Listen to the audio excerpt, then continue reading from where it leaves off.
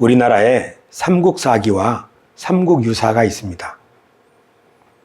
이런 것은 아주 오래된 책이죠. 이 세상에 고전이 있는데요. 고전은 세월이 지나도 널리 사랑받는 책입니다. 삼국사기와 삼국유사가 널리 사랑받고 있는 책인지는 잘 모르겠어요. 하지만 이 두 책은 오래된 것은 사실입니다. 지금부터 880년 전에 고려시대였는데요. 고려시대 사람들은 나라를 통일하고 나서 그 이전의 역사를 기록할 필요를 느꼈는지 김부식이라고 하는 학자에게 국가에서 삼국 고구려 백제 신라 역사를 정리하게 했죠. 그것이 삼국사기입니다. 그로부터 약 130년 지나서 승려인 이련이라고 하는 사람이 여기에 기록되지 않는 주제들, 그러니까 야사, 단군신화 이런 것들을 모아서, 그리고 사찰과 불교와 관련된 이야기를 모아서 삼국유사를 썼습니다. 그래서 삼국사기와 삼국유사 때문에 우리는 이 땅에 1000년 전에 살았던 고구려 백제 신라 이런 사람들의 이야기를 알 수 있게 되는 것이죠. 우리가 읽고 있는 성경도 사실은 아주 오래된 책입니다. 실제로 이 삼국사기나 삼국유사보다는 더 오래된 책이죠. 그런데 성경도 널리 사람들한테 사랑을 받고 있는 책이라 고전이라고 부르지 않고 우리는 이것이 바로 하나님의 말씀이다 해서 경전이라고 부릅니다. 성경은 고전을 넘어서 경전이라고 부르죠. 그런데 우리가 지금 배우고 있는 역대기상, 역대기서 이 말씀은 이스라엘 역사를 압축해 놓은 책입니다. 그런데 여기에는 지난주에 말씀드린 것처럼 아담 때부터 다윗, 그리고 이스라엘이 멸망하게 된 이야기, 그게 다 기록되어 있는 거죠. 특별히 예루살렘이 멸망한 이야기가 기록되어 있습니다. 그리고 포로로 끌려간 이야기, 포로 생활하다가 70년 만에 고레스라고 하는 왕이 이스라엘, 유다인들은 다 돌아가라 그런 명령을 내려가지고 유다인들이 포로에서 돌아온 이야기까지가 기록되어 있는 것이 역대기상하 이야기입니다. 그러니까 우리는 역대기라고 하는 이 구약 성경이 언제 기록되었는가? 그것은 이스라엘이 포로에서 돌아온 다음에요. 이 역사를 어떻게 말할 수 있을까요? 이렇게 얘기할 수 있을 것 같습니다. 다윗이 법궤를 옮기던 시절은 주전 1000년경입니다. 여기서 말하는 주전이라는 것은 예수님이 오시기 전이죠. 그러니까 예수님 오신 다음 2000년이 지났으니까 다윗이 살던 시대는 지금부터 3000년 전 일입니다. 그런데 다윗의 후대가 포로에서 돌아온 때, 그래서 역대기서를 기록한 사람들은 주전 300년, 그러니까 700년 전에 자기 조상들의 이야기를 역대기를 쓴 기자들이 기록을 한 거예요. 아마 이 사람들이 이 이야기를 기록한 이유는 어쩌면 포로에서 돌아와 보니까 이스라엘 나라는 형편이 없잖아요. 모든 것이 망가져 있고 특별히 하나님의 백성들이 이방인들과 혼혈이 돼가지고 우리가 그걸 사마리아인이라고 부르는데요. 하나님을 올고도 마음으로 섬기는 사람들은 다 없고 나라는 황폐화되어 있고 그런 가운데 이제 고국으로 돌아온 사람들은 70년 만에 돌아왔으니까 얼마나 나라를 사랑하고 예루살렘을 사랑하면 그리 돌아왔겠어요. 그러니까 이 사람들이 구약 성경, 특히 하나님의 역사를 기록하면서 다윗 이야기를 쓴 거라고요. 그러면서 다윗 이야기 속에서 역대기 독자들, 그들에게 우리도 다윗 왕처럼 우리 나라를 잘 세워봅시다 하는 그런 마음이 있었으리라고 생각합니다. 저는 오늘 우리가 읽고 있는 성경을 읽으면서 기억해야 될 것이 한 가지가 있는데, 여러분 성경을 읽으면서 성경은 하나님이 나에게 주시는 말씀이라고 우리가 읽지요. 맞아요. 성경은 그런 마음으로 읽어야죠. 그런데 성경을 읽으면서 한 가지 꼭 우리가 기억하면 좋을 게 있습니다. 그것은 이 성경을 누가 기록했는가 하는 이야기입니다. 언제 누가 기록했는가, 누구를 위해서 기록했는가. 지금 역대기서는 포로에서 돌아온 이 유다인들이 기록한 것입니다. 누구에게요? 함께 돌아온 그 사람들에게. 무슨 목적이었겠어요? 옛날 다윗처럼 우리도 하나님의 나라를 바르게 세워봅시다 하는 거겠죠. 그래서 역대기 상하보다 훨씬 이전에 기록된 사무엘 상하를 읽어보면 거기에는 다윗이 범죄한 이야기도 가리지 않고 다 기록되어 있어요. 하지만 역대기서를 읽어보면 다윗이 범죄한 이야기는 싹 빼고 다윗이 하나님 앞에 어떤 믿음을 가지고 어떻게 성전을 잘 세우기 위해서 준비했는지 다윗이 행한 선한 이야기들만 기록되어 있다는 것을 알 수 있어요. 그러니까 우리가 역대기서를 읽으면서 이 사람들이 옛날 다윗을 생각하면서 자기들의 나라를 세우기를 원했구나. 그런 생각을 가지고 역대기 상하를 읽는다면 가만히 있자. 그럼 우리들은 어떻지? 우리들도 이 사람들과 형편이 다르지 않다는 것을 알게 되죠. 예를 들면 지금은 교회들이 부흥하는 시대가 아니고 교회들이 점점 쇠퇴하고 있는 시대예요. 특히 젊은이들이 교회들마다 정말 귀한 시대가 되었죠. 그러니까 어떻게 보면 우리는 성경을 읽으면서 다윗이 왕이 되었을 때 상황, 그리고 이 역대기서가 기록되던 상황, 그리고 우리의 상황, 이 세 가지 상황을 생각해 볼 수 있어요. 다윗이 왕이 되었을 때는 선왕인 사울 왕이 폭정으로 나라를 망쳤죠. 자기도 전사했고요. 블레셋한테. 그러니까 다윗은 왕이 되자마자 블레셋의 공격을 받았잖아요. 그러니까 이 다윗은 사실 굉장히 어려운 처지에 있었어요. 자기 나라를 세워야 되는 중요한 그런 시점에 있었다고요. 그런데 놀라운 사실은 이 역대기서가 기록된 상황도 마찬가지죠. 포로에서 돌아왔으니까 이제 폐허가 된 땅에 이제 예배당도 다시 세워야 되고 나라를 세워야 되는 그런 상황이니까요. 그리고 오늘 우리들의 상황, 다윗의 상황, 그리고 역대기 신자들의 상황, 그리고 오늘 우리의 상황, 우리들의 상황이 공통점이 하나 있어요. 그것은 뭐냐면 무너진 것을 다시 세워야 되는 과제를 안고 있는 거죠. 그런데 성경을 보면 다윗은 성공적으로 그 일을 완수했어요. 그리고 그 다윗의 이야기를 전수하는 역대기 기자들, 이 사람들도 이 말씀, 다윗의 이야기를 통해서 힘을 얻어서 성전을 재건하게 되지요. 그리고 보면은 지나간 많은 시대의 그리스도인들, 하나님의 백성들은 이 역대기서 성경 말씀을 읽으면서 우리들만 어려운 게 아니라 이때도 어려웠겠고, 아니 성경 안에 들어가 보면 다윗도 정말 힘들었겠구나. 그러나 이 사람들이 어떻게 나라를 건설하고 어떻게 자기 시대를 하나로 통합할 수가 있었는가, 그런 이야기를 읽으면서 우리는 우리 삶의 지혜와 용기를 얻게 되는 것, 그것이 우리가 성경을 읽는 목적이기도 합니다. 우리는 지난주에 다윗이 왕이 되고 나서 제일 먼저 법궤를 자기 성으로 들여오기를 하는 프로젝트를 세우다가 그만 웃사가 죽고 말았죠. 그 이유는 무엇 때문이었습니까?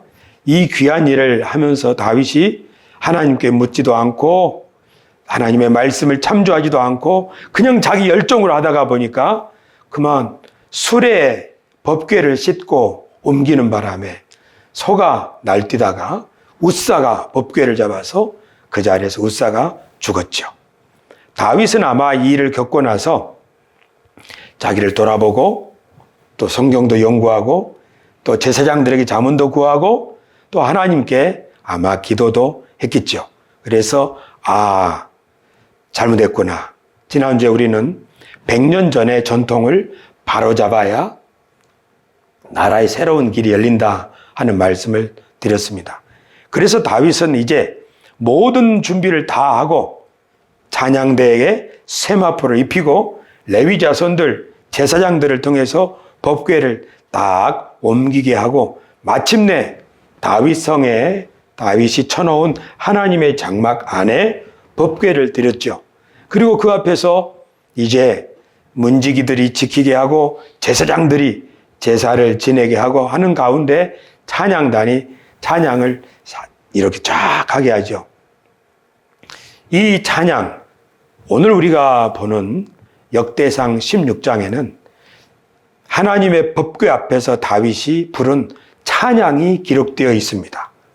저는 이 찬양 속에서 다윗이 어떤 마음으로 백성들이 하나님을 섬기기를 바라는지 이 찬양이 참 은혜가 있다 하는 것을 발견했습니다. 그 찬양의 가사 가운데 이런 구절이 있는데요. 여호와께 감사하라. 그는 선하시며 그의 인자하심이 영원하미로다. 너희는 이르기를 우리 구원의 하나님이여 우리를 구원하여 만국 가운데서 건져내시고 모으사 우리로 주의 거룩한 이름을 감사하며 주의 영광을 드높이게 하소서 할지어다. 아멘. 이 말씀을 이런 주제를 가지고 다윗이 찬송을 했다고 역대기에 기록되어 있는 거예요. 근데 이 말씀을 읽은 또 들은 최초의 독자들, 그러니까 포로에서 돌아온 사람들, 역대기서가 처음 기록되었을 때 이 말씀을 읽는 사람들은 아마 이 구절의 은혜를 받았을 거예요. 35절 우리를 구원하여 만국 가운데서 건져내시고 모으사 우리로 주의 거룩한 이름을 감사하며 주의 영광을 드높이게 하소서. 그렇죠. 하나님이 우리를 저 열방 가운데서 건져서 여기까지 오게 하셨으니 우리로 하나님의 이름을 높이 날릴 수 있도록 하나님께 온전히 영광 돌릴 수 있게 해주십시오. 그런 찬양이잖아요.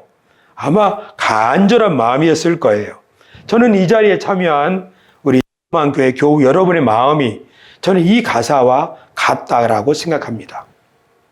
하나님이 우리를 지난 44년 동안 인도하여 주셨으니 우리를 여기까지 인도해 주셨으니 우리가 주의 이름을 높이 날릴 수 있도록 하나님께 영광을 돌리는 그런 교회가 되게 하여 주십시오.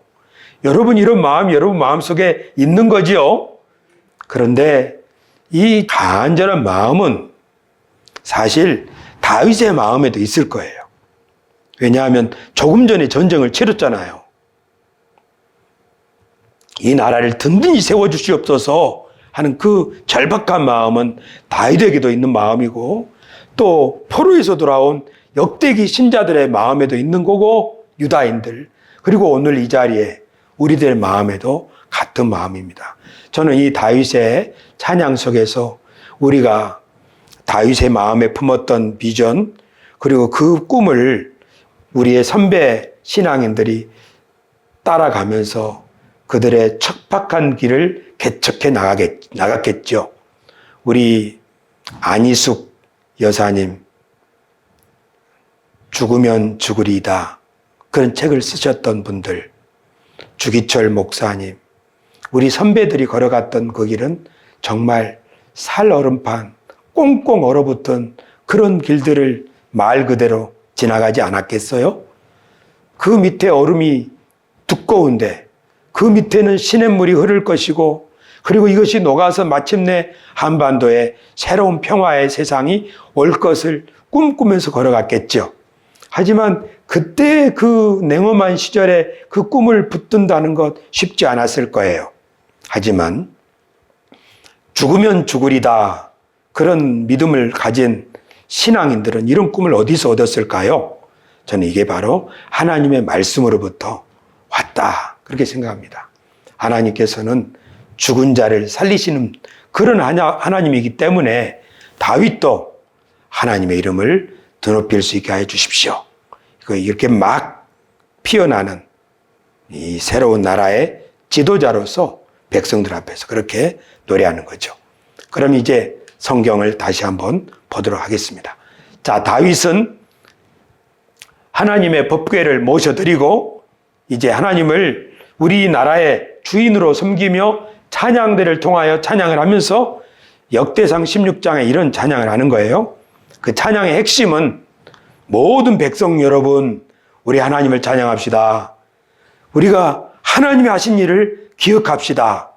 그리고 나서 찬양이 점점 무르익으니까 이제 모든 만민에게, 열방에게 하나님은 모든 세상에 가장 뛰어난 한 분이라고 그렇게 노래하고, 이게 절정에 다다르면 하늘과 땅에 있는 모든 하늘과 바다도 다 하나님을 찬송하자고 하는 거예요.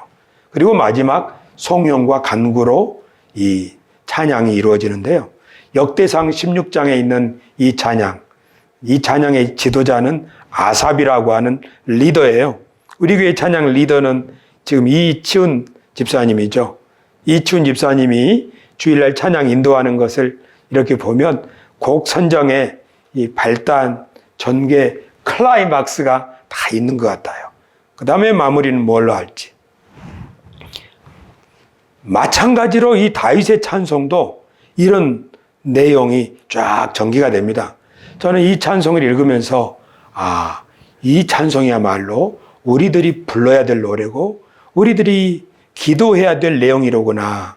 그러니까 한 나라를 다시 세우고 한 교회를, 한 집을 다시 세우길 원하는 사람은 다윗처럼 이런 마음으로 노래하고 자기와 함께하는 사람들에게 이런 마음을 함께 가지도록 이끌어줘야 되는구나 하는 사실을 설교를 준비하면서 깨달았는데요. 먼저 한번 성경을 보겠습니다. 역대상 16장 8절부터가 찬양인데요. 너희는 여호와께 감사하며 그의 이름을 불러 아뢰며 그가 행하신 일을 만민 중에 알릴지어다. 그에게 노래하며 그를 찬양하고 그의 모든 기사를 전할지어다. 그의 성호를 자랑하라. 여호와를 구하는 자마다 마음이 즐거울지로다. 여호와와 그의 능력을 구할지어다. 항상 그의 얼굴을 찾을지어다. 이건 누구한테 하는 말이에요? 백성들한테 하는 말이에요. 하나님을 찬송하고 하나님의 얼굴을 구하라 이 말이에요. 우리 교회가 먼저 할 일, 우리나라 백성들이 지금 먼저 할 일은 하나님을 찬양하고 하나님의 이름을 높이는 일, 이것이 우리 대한민국이 먼저 해야 될 일이라고 저는 믿는데요. 우리가 서로 사람들을 향해서 막 저주하는 것이 아니라 먼저 우리가 할 일은 하나님을 높이고 찬양하는 거예요. 우리 교회가 가장 먼저 할 일은 뭐예요? 너희는 여호와께 감사하며 그의 이름을 함께 높이자 하는 거죠. 그래서 우리 교회 찬양이 아주 중요한데요. 오늘 여러분 찬양하는 거 보니까 박수를 치면서 하나님을 찬양하는데 이것이 가장 먼저 해야 될 중요한 일입니다. 찬양을 통해서 하나님을 온 백성이 이렇게 높이고자 하는 마음으로 하나 될 때 거기에서부터 하나님의 새로운 역사가 시작되기 때문입니다. 두 번째, 그러고 나서 이렇게 말합니다.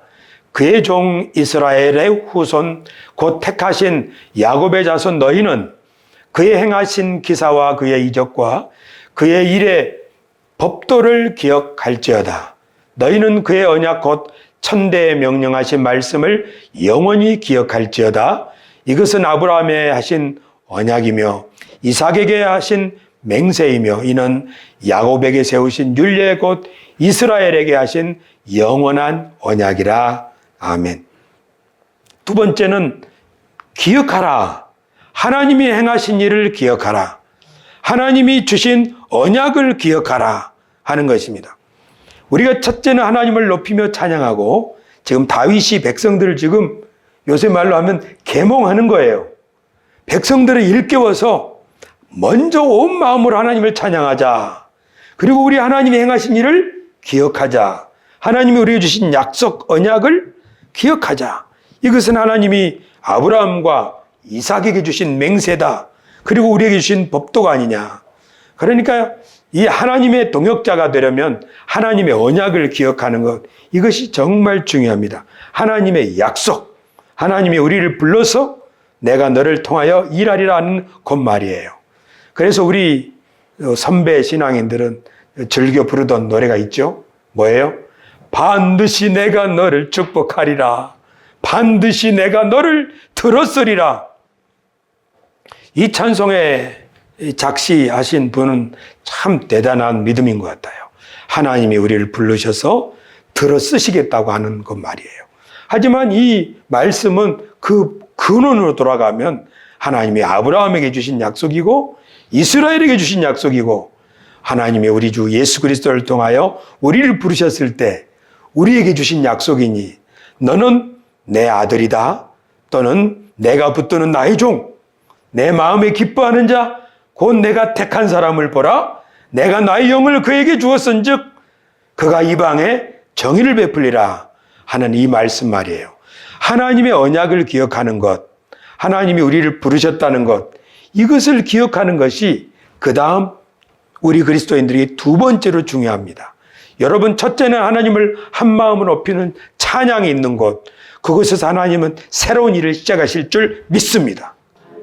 그런데 그 찬양하는 사람들이 먼저 기억할 일은 하나님이 우리를 그냥 부르신 게 아니라 저 옛날부터 약속하신 그 아브라함의 언약, 그리스도의 언약, 우리를 그리스도의 백성 삼으셔서 우리를 통하여 뜻하신 바를 이루실 것이다. 우리 교회를 통해서 뜻하신 바를 이루실 것이다. 나를 통해 뜻하신 바를 이루실 것이다. 그래서 이 하나님의 언약을 기억하는 것이 두 번째예요. 여러분, 제가 이것이 얼마나 중요하다고 생각하는지요. 제가 하나님의 언약을 기억하면서 기도하면 기도할수록 마음속에 어떤 생각이 드는지 아세요? 마치 하나님, 우리를 통해서 무슨 일을 하시겠습니까? 우리 교회를 통해서 무슨 일을 하시겠습니까?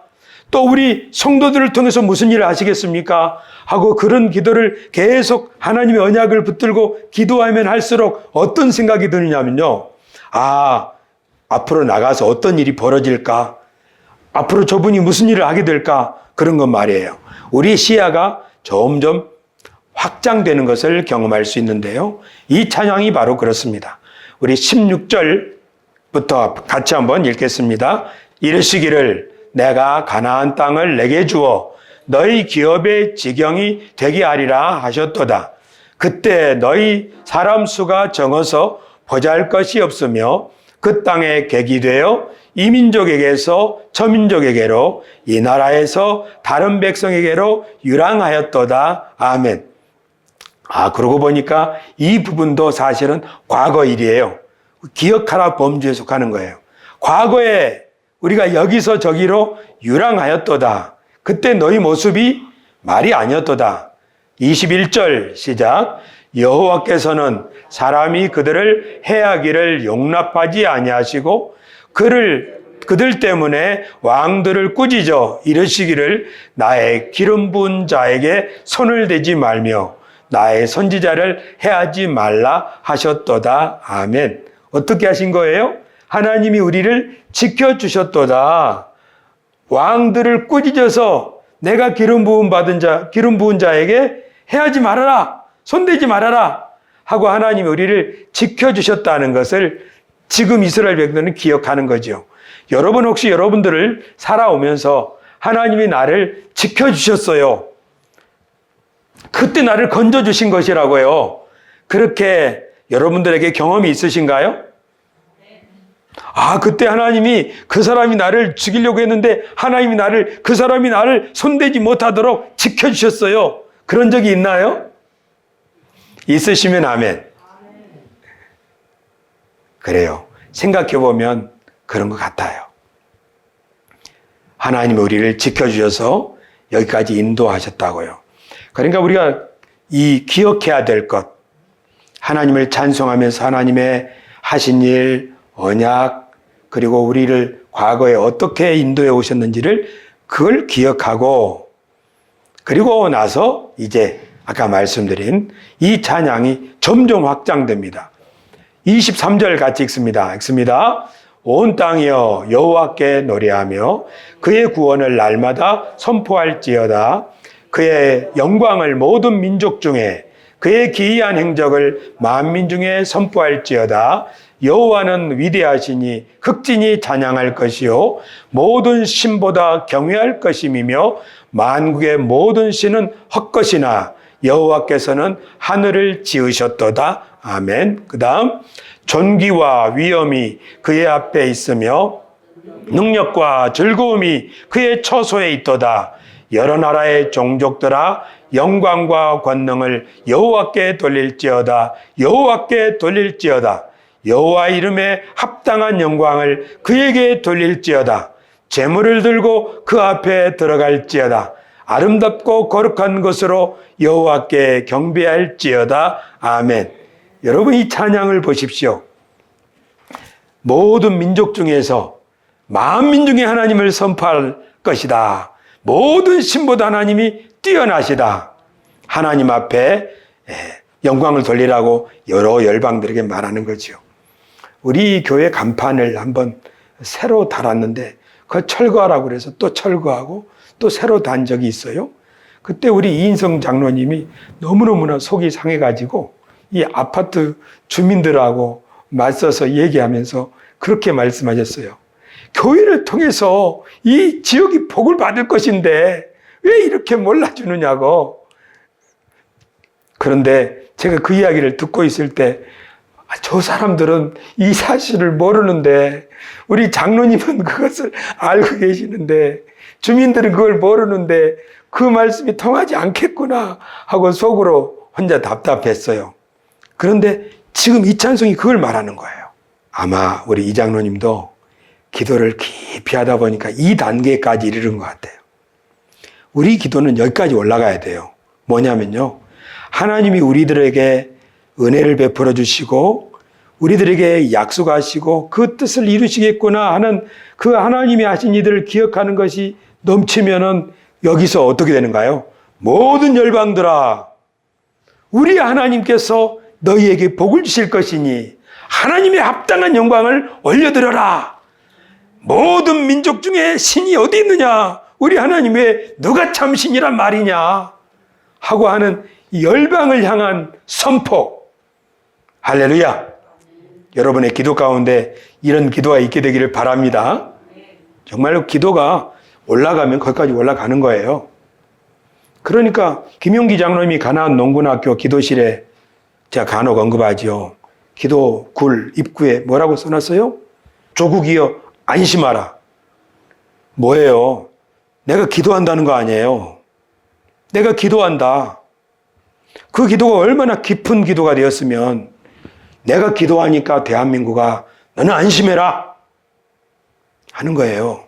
다윗의 기도를 보십시오. 하나님을 찬송합시다. 백성 여러분, 하나님이 무슨 일을 행하셨는지 어떤 언약을 주셨는지 기억합시다. 우리를 다 건져서 여기까지 이렇게 하셨지 않습니까? 우리를 손대지 말라고, 우리를 왕들을 꾸짖어서 우리를 여기까지 지켜주시지 않았습니까? 할렐루야.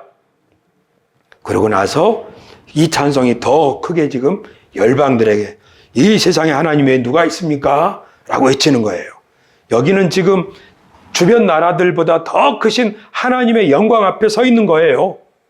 어떤 나라, 어떤 제국, 어떤 금은 보화를, 관세를 가지고 온 사람이 있다 할지라도 하나님 앞에서는 아무것도 아니지 않냐고 하는 이런 확신이, 이 찬송을 다윗과 함께 모든 백성이 부른다면 이 백성들의 이 마음의 자세, 그리고 마음의 그릇, 이런 것들이 얼마나 커질까요?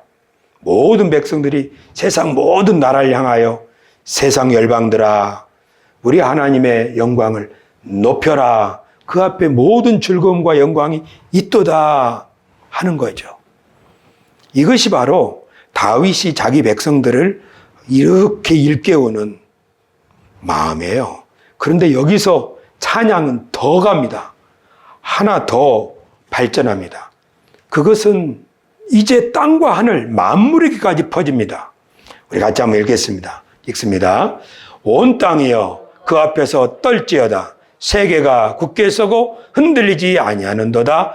하늘은 기뻐하고 땅은 즐거워하며 모든 나라 중에서는 이르기를 여호와께서 통치하신다 할지로다. 바다와 거기 충만한 것이 외치며 밭과 그 가운데 모든 것은 즐거워할지로다. 그리할 때에 숲속의 나무들이 여호와 앞에서 즐거이 노래하리니 주께서 땅을 심판하러 오실 것이미로다. 아멘. 찬송이 어디까지 퍼져요? 이제 모든 만민을 넘어서 하늘이요, 땅이요, 바다요 다 일깨우는 거예요. 모든 만물을 지금 일깨우는 거예요. 제가 이 설교를 준비하면서 이런 그림을 하나 생각했어요. 지휘하는 거예요. 마치 다윗은 지휘자처럼 백성 여러분 일어나세요. 열방이여 일어나라 하고 열방을 지휘하는 거예요. 그리고 하늘과 땅과 있는 모든 만물을 향해서 지휘를 하는 거예요. 하나님께 영광을 돌리라고 하늘에 있는 것이나 땅에 있는 것이나 바다에 있는 것 그 모든 것을 향해서 지금 지휘를 하는 거예요. 그래서 그 찬양과 영광을 하나님께 올려드리라고 하는 이 멋진 지휘자의 모습, 이것이 하나님께서 하나님의 형상으로 인간을 지으시고 그 앞에 세우신 원래 인간의 모습이죠. 왕 같은 제사장, 하나님을 찬양하는 이런 위대한 지휘가 여러분의 찬양과 기도 안에 있기를 축원합니다. 저는 다윗의 기도와 찬양을 보면서 다윗이 지금 하나님 앞에 제사장으로서 지금 이렇게 지휘를 하고 있구나 하는 것을 깨달았어요. 그런데 이것은 다윗만 이렇게 되는 것이 아니고 다윗이 이 찬송을 백성들에게 부를 때 모든 백성들이 그런 마음으로 일어나는 거죠. 이게 바로 모든 민족 위에 뛰어난 민족이 될 그런 민족의 마인드예요. 그렇죠? 저는 우리 대한민국이 바로 이렇게 되기를 소망합니다. 저에게는 꿈이 있습니다. 작년에 부활절날 성락성결교회에서 성동구에 4교회 성가대가 모여서 찬양제를 드렸는데요. 거기에 앞자리에 앉아서 찬양을 듣는데 머리가 막 딱 서는 것 같아요. 막 온몸에 전율이 돌고, 야, 찬양이 이렇게 감격이 있구나. 올해는 왕십리교회에서 하는데요. 저에게 있는 꿈, 그것은 저 왕십리 광장에 바자회가 열리는 이쪽에 성탄 트리가 세워지는 이쪽 왕십리 광장은 상당히 넓은데요.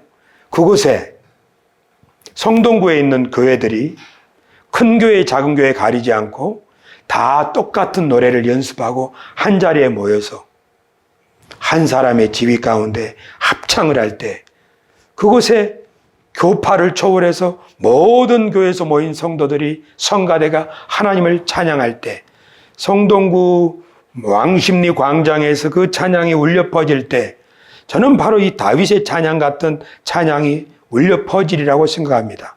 그 찬양의 내용은 하나님이여 성동구의 영광을 받아주시고 성동구의 복을 내려주옵소서, 대한민국의 복을 내려주옵소서 하는 찬양이죠. 그 찬양이 울려 퍼질 때 아마 놀라운 역사가 일어날 것이다. 저는 그런 꿈이 있습니다. 그런데 목사님 교회는 성가대도 없잖아요. 여러분, 하나님의 꿈은 불임 부부 아브라함과 사라에게 떨어진 거예요. 너로 말미암아 천하 만민이 복을 받을 뿐 아니라 많은 민족의 조상이 되리라. 반드시 몇 년 안에 그런 날이 저는 왔으면 좋겠고요. 사실 지금 우리나라가 지금 필요한 게 이거예요. 우리 교회도 지금 갈라져 있잖아요. 지금 우리가 하나 될 수 있는 길은 찬양으로 하나 될 수 있다고 봐요. 저는 오늘 설교 제목을 찬양으로 하나 된 다윗의 나라 이렇게 정했는데요. 찬양은 교파가 없어요. 찬양은 교리가 없어요. 찬양은 오직 하나님께 영광을 돌리자 하는 거예요. 이 찬양은 모든 백성이 하나가 할 수 있고요. 말이 들려도 하나 될 수 있고요. 심지어 이 찬양은 만물을 깨워서 하나님께 영광을 돌려드리는 거예요. 그렇게 할 때 우리 민족은 한 마음이 될 수 있고 고상해질 수 있고, 그래 하나님이 보호하사 우리나라 만세, 그리고 우리나라를 통해서 세계 만민이 복을 받게 하여 주옵소서 하는 홍익인간의 정신을 구현할 수 있는 그런 고상한 민족이 될 수 있다 생각하는데요. 그건 논쟁으로 되는 것이 아니라 하나님을 진실한 마음으로 찬양하는 그런 찬양의 장을 통해서 이루어지리라고 저는 상상을 해봅니다. 여러분이 찬양의 마지막 부분을 한번 보십시다. 시작. 여호와께 감사하라. 그는 선하시며 그의 인자하심이 영원하미로다. 너희는 이르기를 우리 구원의 하나님이여 우리를 구원하여 만국 가운데서 건져내시고 모으사 우리로 주의 거룩한 이름을 감사하며 주의 영광을 드높이게 하소서 할지어다. 여호와 이스라엘의 하나님을 영원부터 영원까지 송축할지로다 하매 모든 백성이 아멘 하고 여호와를 찬양하였더라. 아멘. 그렇지요. 이 놀라운 역사가 다윗의 성막, 즉 법궤를 드리고 모든 백성을 모아 찬양하는 그 자리에 백성들이 아멘하고 화답하였고 이 백성들은 집에 돌아갈 때 손에는 뭘 들고 갔을까요? 다윗이 나누어준 떡 한 덩이, 과자, 야자 열매로 만든 건포도로 만든 과자 봉지를 들고 아마 집으로 돌아가서 식구들에게 떡과 과자를 내놓으면서 맛있게 먹어라 하면서 가정마다 축복했을 거예요. 다윗도 이 행사를 마치고 집에 돌아가서 가족을 축복하기 위하여 집으로 돌아갔다라고 16장 마지막 절에는 기록되어 있습니다. 교우 여러분, 이것이 바로 하나님의 교회에서 일어나고 있는 회복과 축제의 역사입니다. 우리 교회도 매주일 이런 역사가 일어나기를 축원합니다. 뜨거운 예배와 감동적인 메시지와 그리고 돌아갈 때 한 봉다리 뭐요? 김밥. 김밥 들고 가서 가족에게 김밥 주면서 뭐 하는 거예요? 축복을 하는 거죠. 그러나 우리는 지금 김밥만 들고 가서는 안 되겠죠.